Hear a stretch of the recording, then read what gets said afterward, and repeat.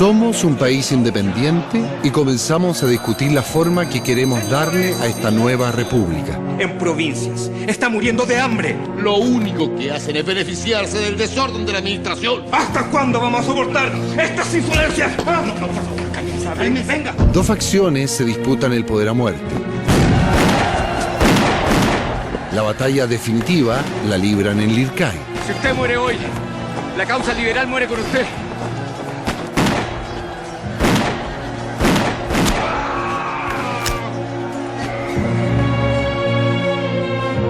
Los conservadores derrotan a los liberales y por tales, si la Constitución del 33 establece las nuevas reglas del juego. La Confederación Perú-Boliviana merece ser destruida. Imagínese la fuerza de esas dos naciones juntas. ¿Cuánto tiempo va a demorar en extenderse hacia abajo y aplastarnos? Por los próximos 30 años, las riendas del país las tendrá un gobierno autoritario, centralizado y cercano a la Iglesia. La guerra contra la Confederación Perú-Boliviana provoca nuestras primeras demostraciones de fervor patriótico. Y el héroe de esa guerra termina de presidente, Manuel Bulnes. A fines de su mandato, Manuel Bulnes nombra como su sucesor a uno de sus ministros, Manuel Montt. Ay, Manuel, pero ¿cómo que nombra? ¿Y no hay elecciones presidenciales? Elecciones sí hay, pero solo vota cerca del 3% de la población. Solo hombres mayores de 25 años y que logren acreditar un mínimo de propiedad. Y la maquinaria de intervención electoral del Ejecutivo es avasalladora. No me parece muy democrático. Para nada, pero va a traer consecuencias.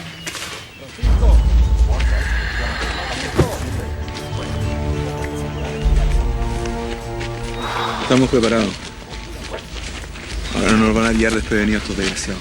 Por los reiterados fraudes electorales, nadie duda quién va a salir electo presidente. Manuel Montt. Por eso se están tomando las calles. ¿Y esos sacos? Son nueces y frutos secos que encontramos en una bodega. No, los sacos van acá. Esto es lo mismo que ocurrió en París hace 3 años atrás.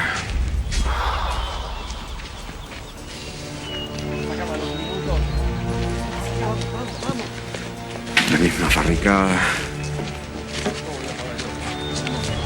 Los mismos sentimientos.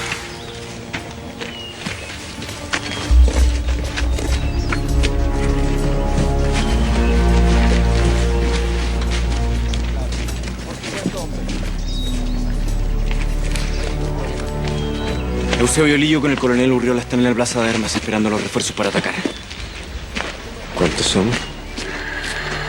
Nosotros somos 300 hombres, aunque siguen llegando. Esperamos juntar unos 3.500 soldados.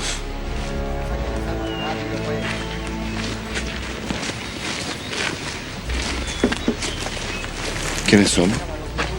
Miembros de la Sociedad de la Igualdad, conformada por intelectuales y artistas, además de artesanos y obreros. ¿Y se definen? Como liberales de vanguardia, defensores de los trabajadores y enemigos del autoritarismo. Manuel, ¿estás seguro que estamos en 1851? Segurísimo. Benjamín Vicuña Maquena, 19 años, escritor y secretario de la Sociedad de la Igualdad. Francisco Bilbao, cofundador de la sociedad, escritor.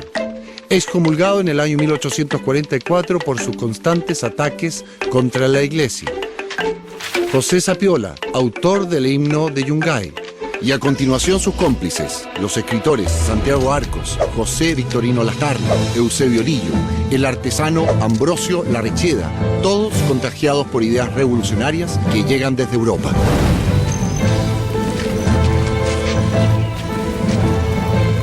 En este glorioso día, pondremos fin a 20 años de atrasos y tinieblas. La Guardia Nacional es la milicia del gobierno que fortaleció Diego Portales. La Guardia Nacional. Ahí vienen en camino. Los liberales y los conservadores están acostumbrados a resolver las cosas a balazos. ¡Pelotón! ¡Alto! No olvides esa cara. ¡Preparados! En unos años más va a librar grandes batallas, peleando por el otro bando. ¡Ciudadanos! ¡Tomen sus armas! ¡Y a luchar! ¡Apunten! ¡Viva el pueblo revolucionario! ¡Viva! ¡Fuego! ¡A la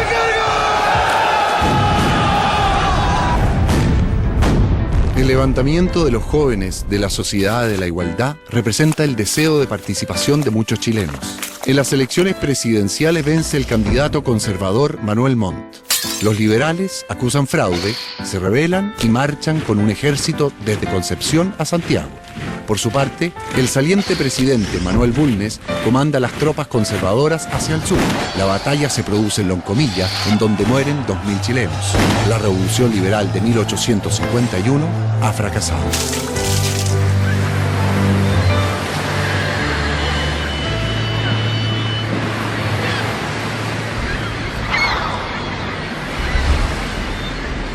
Es un nuevo intento de Concepción por resistirse al centralismo de Santiago. Sí, pero será el último.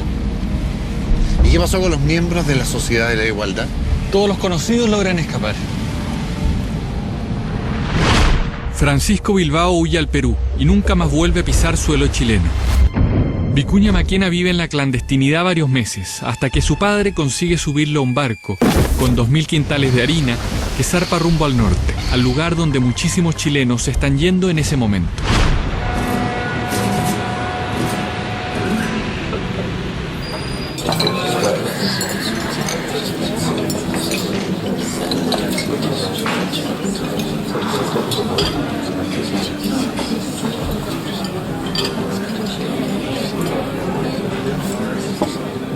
Hola, señor. Hola, buenas tardes. ¿Cómo Dos estás? cervezas, por favor. Inmediatamente, güey. ¡Salud por California! ¡Porque es toda de oro! Esta cervecita que fabrican los ingleses aquí en Valparaíso es una delicia. Ah, sí. Vamos a ver.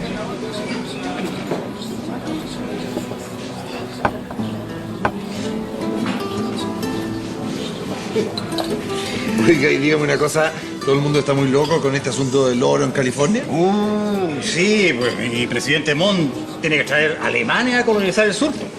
En la agricultura no hay mano de obra. ¿Por qué? Porque todos los chilenos están en California. ¡Salud! Onochka, vuelta para todo mundo. Please.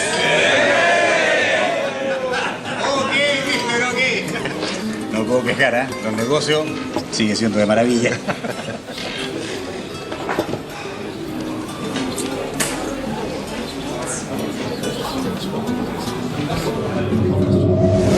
A California se manda mano de obra y se exportan víveres. Al resto del mundo, cobre, guano y plata. El capitalismo se consolida en Valparaíso, donde la influencia inglesa aumenta con los años. Los empresarios chilenos y extranjeros miran hacia el norte del país, donde se encuentran las mayores riquezas mineras. Un territorio que antes era considerado tierra de nadie, hoy es motivo de disputa. La actividad minera en el norte permite varios avances tecnológicos, entre ellos nuestro primer tren.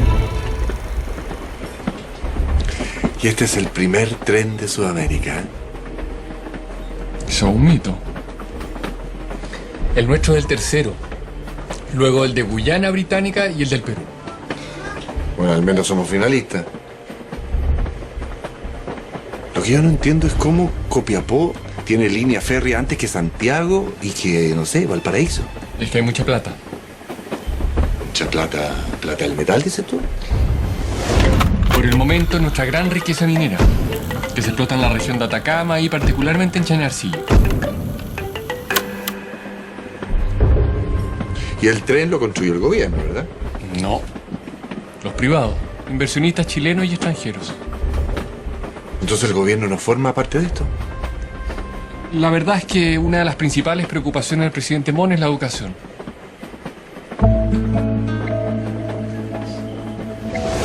El presidente Montt manda a crear la actual Escuela Naval, con becas que benefician a alumnos destacados de todo el país. Cuando asume la presidencia, Chile tiene poco más de 250 escuelas públicas. Cuando concluye su mandato, son cerca de 600.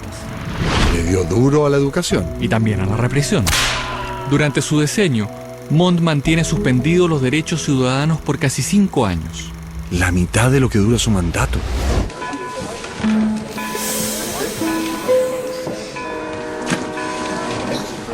Hasta luego.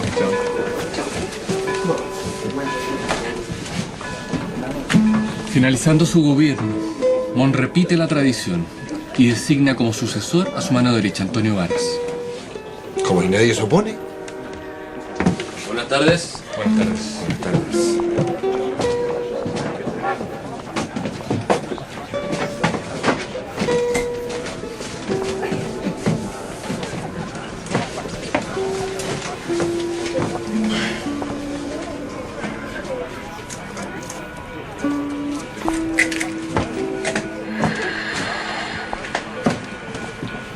Basta ya del centralismo funesto. Hay que reformar la Constitución de Portales y recuperar las libertades públicas que nos merecemos. Y lo vamos a hacer con nuestros propios recursos, como lo hemos hecho siempre. Señores, sus boletos. No olvides esa cara. En unos años más va a librar grandes batallas, peleando por el otro bando. Pedro León Gallo es heredero de las minas de plata de Chañarcillo, la mayor fortuna de la zona. Pero como, ¿y no era partidario de Montt? También es su pariente, pero... A esos santiaguinos abusivos, perversos y autoritarios, los venceremos. Si ellos se comportan con crueldad, tendrán que aguantar también crueldad de nuestra parte. Y si quieren guerra, tendrán que comenzar a buscar un lugar donde enterrar a sus muertos.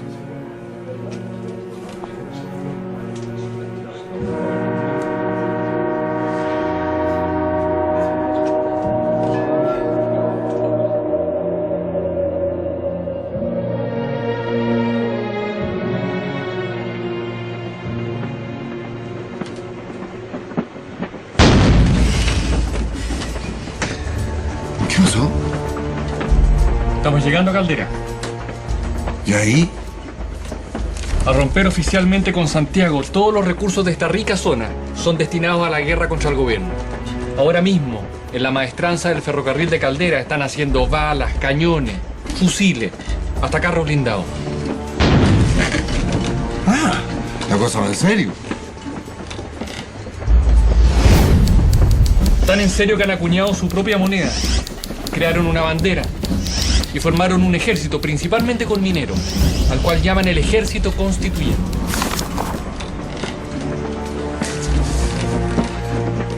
Constituyente por la Constitución del 33, ¿verdad? Exacto. La prioridad para los liberales sublevados es reformar la Constitución del 33. La Asamblea Constituyente es un diario de oposición que circula en Santiago. Lo publica Benjamín Vicuña Maquena, quien ha vuelto de su exilio y se une a esta revuelta. Pero el presidente Montt ordena clausurarlo y Vicuña Maquena termina en la cárcel. ¿Y en Santiago qué está pasando? Vamos a ver. Sígueme.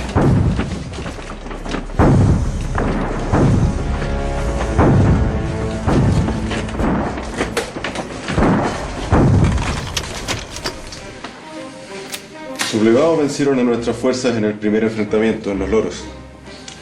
Procedieron luego a tomar Copiapó, para luego pasar a la ciudad de Coquimbo y por lo que se estima podrían haber ocupado a estas horas La Serena.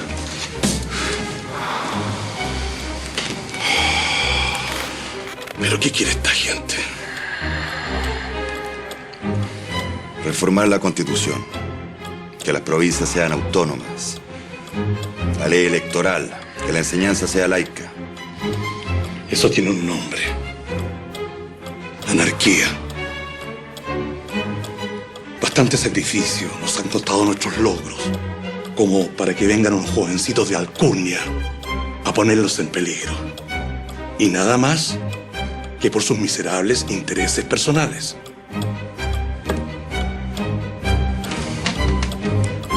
El interés general de la patria le importa un carajo. Algunos me odian simplemente porque no soy aristócrata o porque tengo cara de negro. Por eso hay que trincarlos con firmeza, demostrarles una vez por todas de que hay que respetar la autoridad.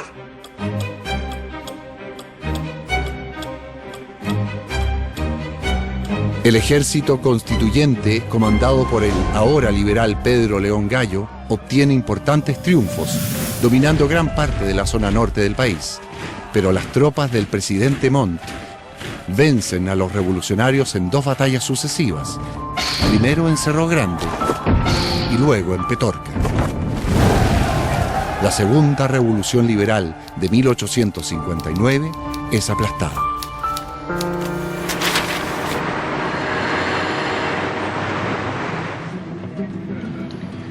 Pero el gobierno conservador también pierde, sobre todo popularidad. Nadie gana. No, ¿Y qué pasó con Vicuña Maquena y León Gallo? ambos deben partir al exilio. Vicuña Maquena por segunda vez en una década. Así es.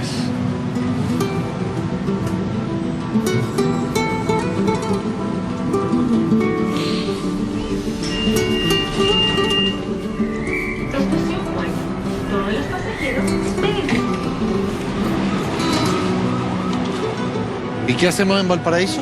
Vinimos a ver el comienzo de una guerra. Otra más. Esta vez contra una potencia europea que va a echar abajo el puerto a cañonazos.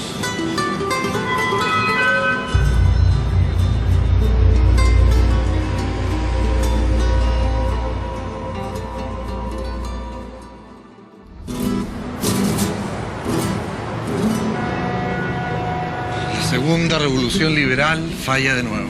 Pero ojo que los conservadores no quedan en buen pie. ¿Por qué? Porque llevan 30 años en el poder y el desgaste de conservarlo a punta de guerras civiles lo obliga a abrirse un proceso de apertura política.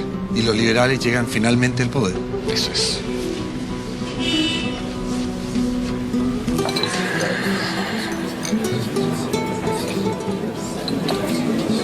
Un saludo por el nuevo presidente de Chile, el excelentísimo señor don José Joaquín Pérez.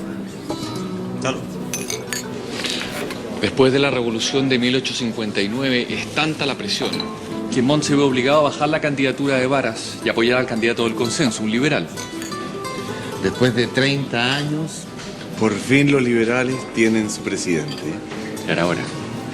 Manuel, después de 30 años esperando, ¿lo hacen bien? Sí, bastante bien. De hecho, siguen habiendo liberales. El presidente José Joaquín Pérez decreta una amnistía para los revolucionarios constituyentes. Pedro León Gallo regresa al país, ingresa al Parlamento y ayuda a fundar el Partido Radical. Benjamín Vicuña Maquena vuelve y se convierte en cronista estrella del Mercurio de Valparaíso.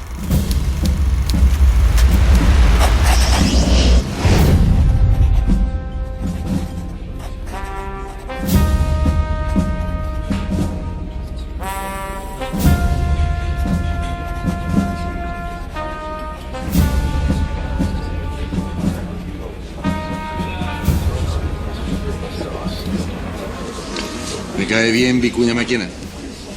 En unos años más, para evitar otra guerra civil, renunciará a sus opciones presidenciales.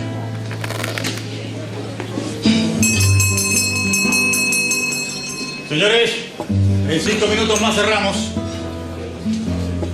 ¿Pero cómo tan temprano? No, pues. Hay que evacuar hacia los cerros, mi amigo. Mañana muy temprano, la flota española bombardea el puerto. ¡Vamos saliendo! ¿Por qué bombardea el puerto? ¿Por qué? Se me olvidó contarte. Ahí te explico.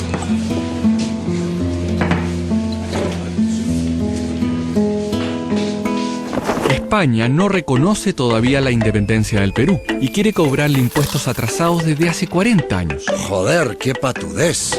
La madre patria decide recuperar esta supuesta deuda, ocupando las Islas Chinchas, donde se encuentra el principal recurso económico del Perú, el guano. A cobrarles todo, cada doblón que nos deben. ¿Tan valiosa la caca de gaviota? Sí, el excremento rico en nitratos es el fertilizante más usado en estos años.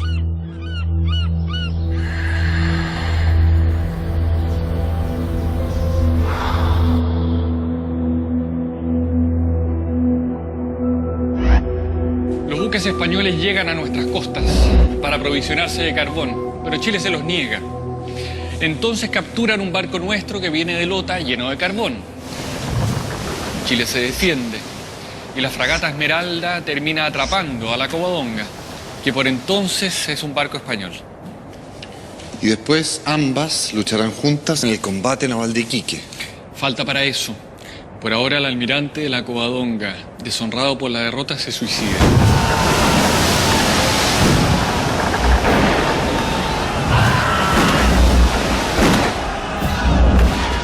Y los españoles anuncian un escarmiento para Chile. Bombardear nuestro puerto principal.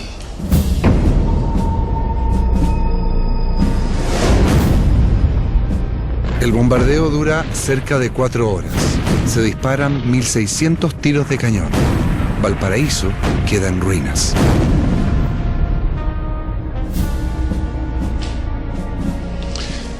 Y a todo esto, ¿en qué está Vicuña Maquena? Durante la guerra contra España, el gobierno lo designa como agente confidencial en Estados Unidos. Su misión es conseguir apoyo político y material para mantener la independencia americana y ganar la guerra. En Nueva York, Vicuña Maquena funda un periódico, La Voz de América, desde donde denuncia el imperialismo español.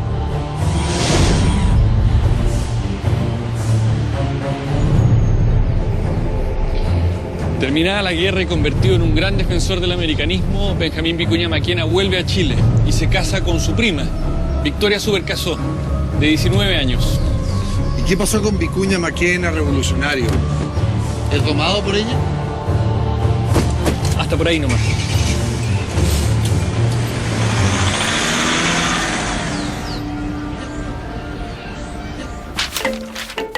Benjamín Vicuña Maquena es incansable. Publica varios libros de historia, es elegido diputado y en la Cámara se autodesigna la voz del pueblo. Sigue peleando, pero ahora dentro del sistema. Se dice que para que no lo molestara en su gobierno, el presidente Federico Errázuriz Zañartu le ofrece el cargo de intendente, que Vicuña Maquena acepta de inmediato. Y se propone convertir a Santiago en una capital como las europeas. Los gastos son enormes y no faltan los que dudan de la sanidad mental del intendente. ¿Qué ocurrencia? Hacer un paseo en este vacío. Una de sus obras más importantes es la transformación del Cerro Santa Lucía en un hermoso paseo público.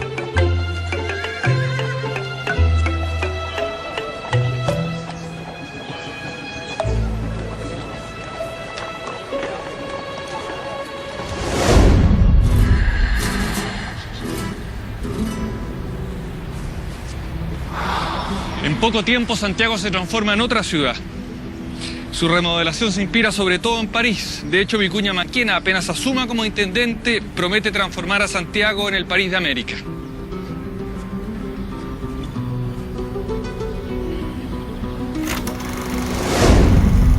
Y eso incluye dividir la ciudad en dos. Por un lado, la ciudad civilizada y ordenada, y por el otro, la ciudad bárbara, fuente de las enfermedades y la delincuencia.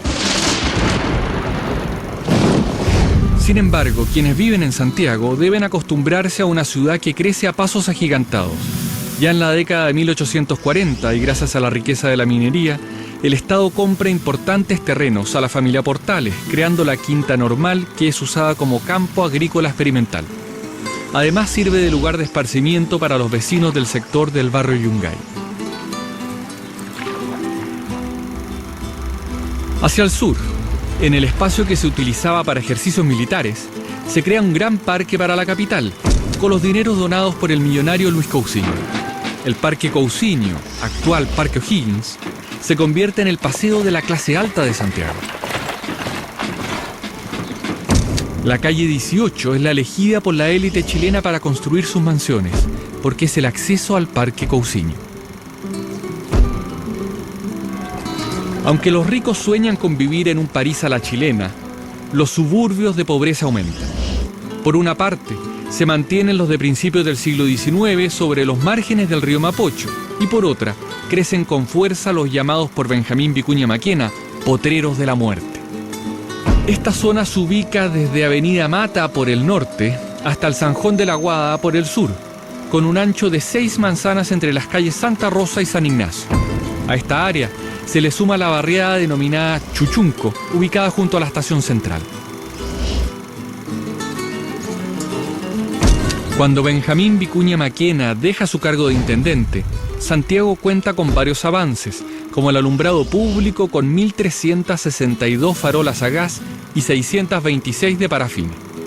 Pero donde más se nota el progreso es en los espectáculos y en el transporte público, con los carros de sangre y el ferrocarril urbano.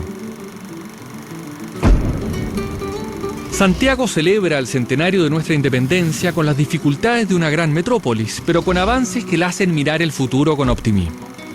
Se inaugura el alcantarillado de la ciudad y con motivo de la celebración se construyen edificios que hasta hoy son parte de nuestra identidad, como el Palacio de Tribunales y el Museo de Bellas Artes.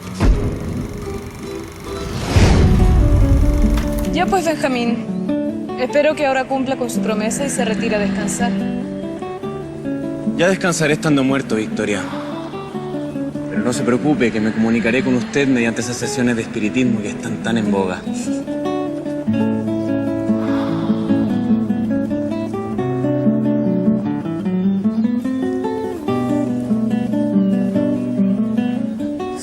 Hace meses que no duerme, Benjamín.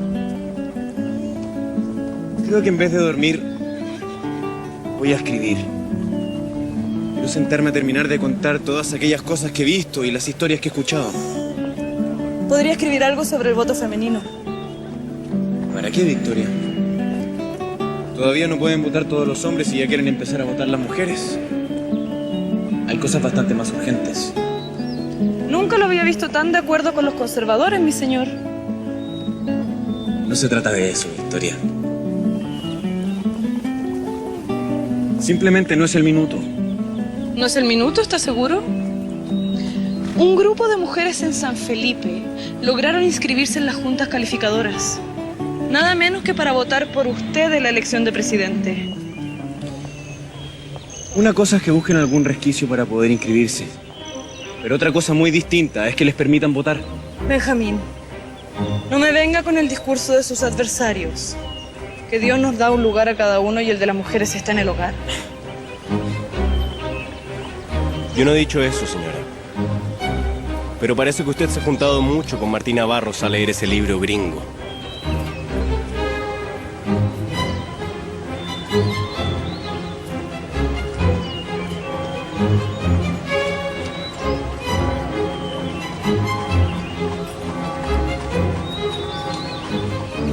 Mejor terminemos de recorrer este hermoso cerro. ¿Qué le parece, Victoria?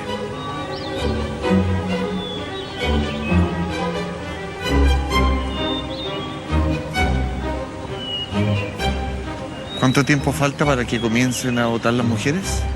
Unos 70 años.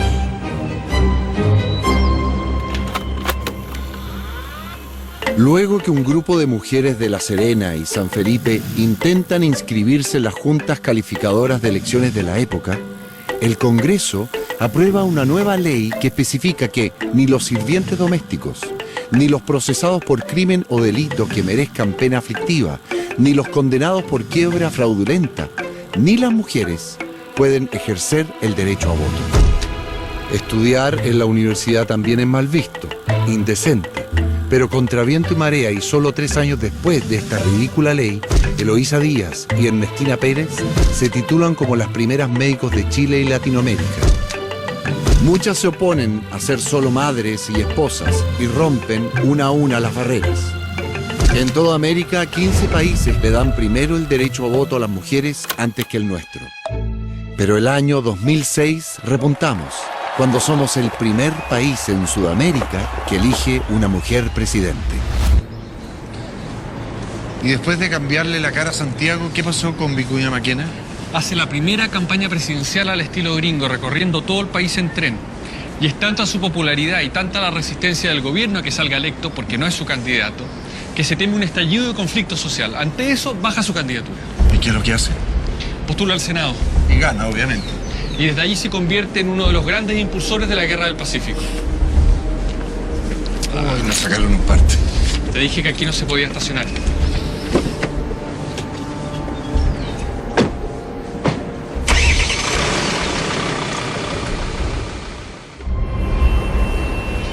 Han pasado 30 años y nuestros jóvenes revolucionarios, Vicuña Maquena y compañía, ahora son gobierno. Chile ha cambiado, y no solo políticamente. De ser un país principalmente agricultor, hacia 1870 ese sector apenas representa el 15% del Producto Nacional. Ahora somos un país minero. La principal fuente de riquezas es el salitre, que reemplazó al guano como el fertilizante más usado en el mundo. Mientras en el norte del territorio chileno comienza a descubrirse salitre, en la zona boliviana de Antofagasta, su explotación lleva ya un tiempo.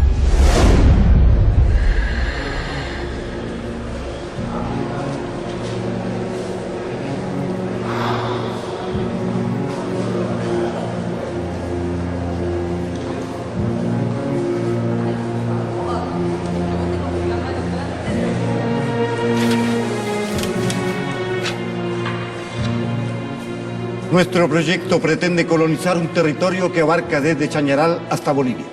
Eso es una insensatez. Si me permite, señor ministro. Nuestros problemas, honorables senadores, se encuentran en territorio boliviano. Para ser más preciso, en Antofagasta. El presidente Daza pretende aplicar una nueva alza en el impuesto al salitre. Y esto es inaceptable.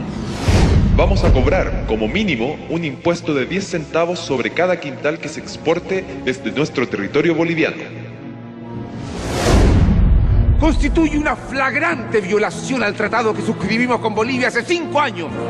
Lo que tenemos que hacer es comprar navíos blindados. Desde que el Perú nacionalizó sus salitreras, sus fuerzas armadas han ido creciendo. Todo eso es absurdo, señores. El presidente peruano es un gran amigo de Chile. Manuel Parte es uno de los hombres de Estado más ilustrado y atrevido que hemos conocido. Un gran genio de la reorganización de su país. ¿Qué es lo que pretende? Hacernos una guerra con el Perú, señor.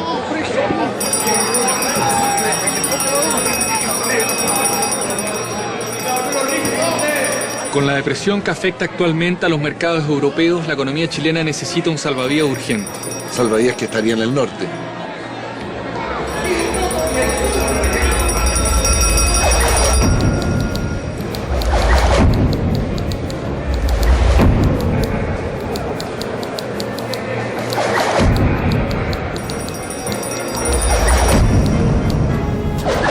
Compatriotas, ante las injusticias vividas en el norte, nuestro país procederá a ocupar los territorios comprendidos entre el paralelo 23 y 24. Hemos dado instrucciones para que todo se haga de la manera más pacífica, dándole a las autoridades bolivianas todas las facilidades para abandonar la zona. Los soldados chilenos son recibidos como héroes por los trabajadores de Antofagasta. ¿Antofagasta no es boliviano? Sí, pero entonces en esa zona viven unos 1.200 bolivianos y más de 6.500 chilenos.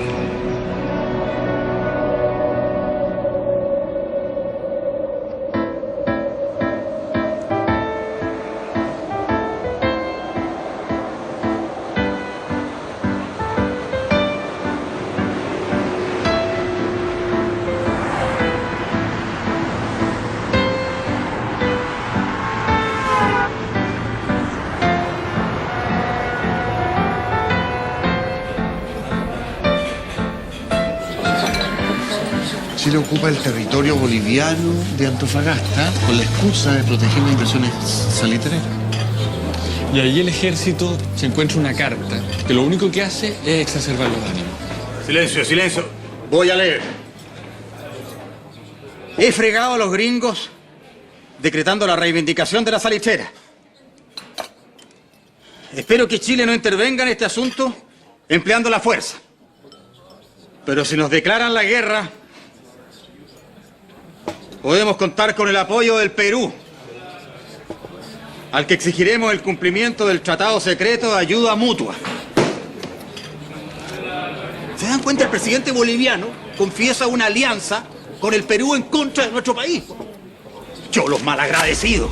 A esos descendientes de los incas les hemos salvado el pellejo no una vez, señor, sino que 2 veces. 2 veces les sacamos de encima a los españoles. ¿Y ahora? Ahora resulta que hacen un tratado secreto en contra de nosotros. ¡Eso es traición, señor! Así es. ¡Traición, señor! Peronía no puede ser. No puede ser. ¡Traición! ¡Traición es nuestro país!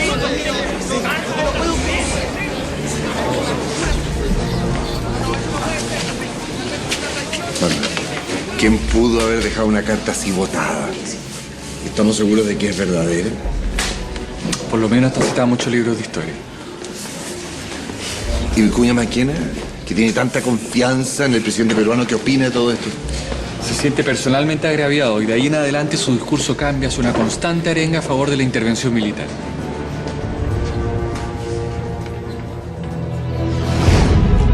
La guerra cuenta con amplio apoyo en las ciudades, pero muy pocos se enrolan, por lo que comienzan los enganches o reclutamientos forzosos. Algunos chilenos son enrolados bajo engaños, otros por encontrarse en la calle después de las 10 de la noche. También caen quienes escuchan música en plazas e incluso algunos, fugitivos, son rastreados con perros para ir a la guerra. Desde el Senado, Vicuña Maquena exige al gobierno acciones militares concretas. Durante semanas, nuestros barcos se limitan a bloquear el puerto peruano de Iquique, esperando que la flota de Perú baje a enfrentarnos. Pasan los días y esto no ocurre. La opinión pública se impacienta. El gobierno da la orden de actuar. Parten hacia Callao los blindados Cochrane, O'Higgins, Aptao, Magallanes y el carbonero Matías Cousiño. Frente al puerto peruano de Iquique quedan las naves chilenas más antiguas, la Covadonga y la Esmeralda, que en una trágica coincidencia deben enfrentar a los dos buques más poderosos del Perú. ¡Al abordaje, muchachos!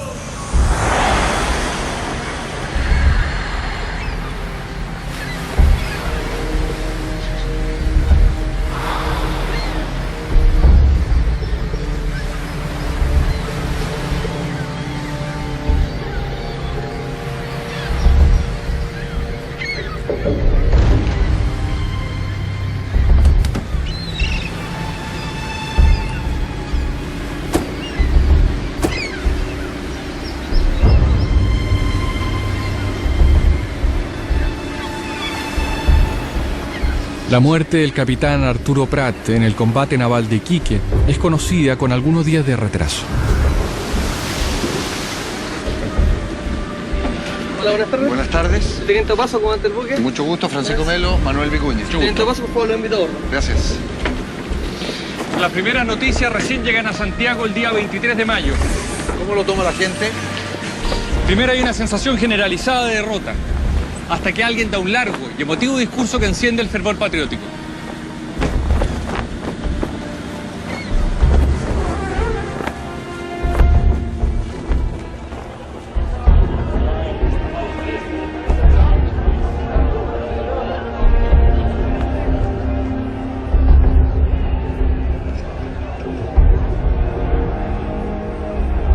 Ciudadanos,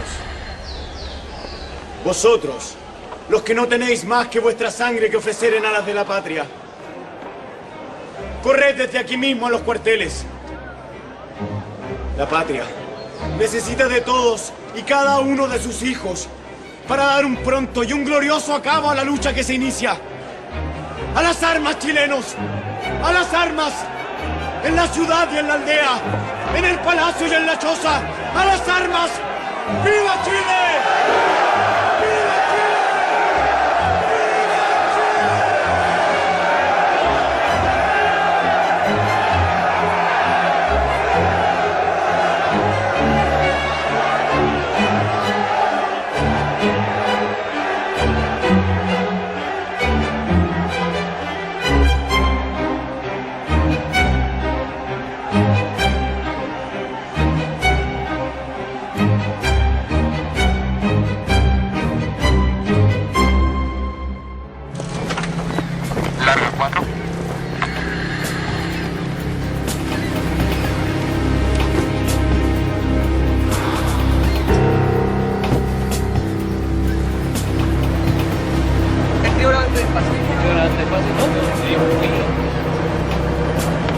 Ahora ante despacio.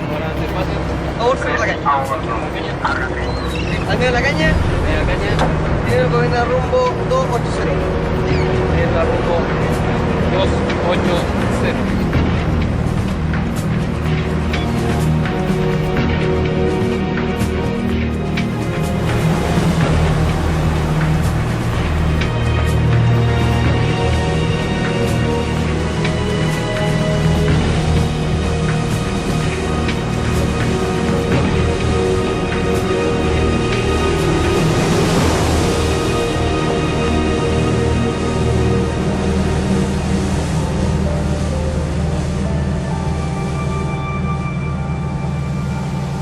Antes del combate naval de Iquique, Vicuña Maquena lamentaba la ausencia de espíritu patriótico. Sentía que al país le hacía falta una victoria, que nos diera un impulso colectivo. Pero perdón, Manuel, aquí está hundida la Esmeralda. Esto no es una victoria, es una derrota. Para nada. Ese día Chile perdió uno de sus buques más viejos, mientras el Perú, al perder la independencia, perdió el 50% de su flota blindada. Y Prat se transforma en un símbolo. En más de un sentido. Además de ser utilizado políticamente, como mártir de la guerra, su figura simboliza y resume todo lo que hemos visto en esta época. Es el hijo de un comerciante. Su familia no goza de una buena situación económica. Estudia en la escuela naval, gracias a una beca del presidente Manuel Montt. En la guerra contra España, Prat es parte de la tripulación de la Esmeralda. Un chileno que resume la segunda mitad de este siglo. Y finalmente termina transformado en una suerte de figura mítica, el primer héroe de esta guerra que comienza.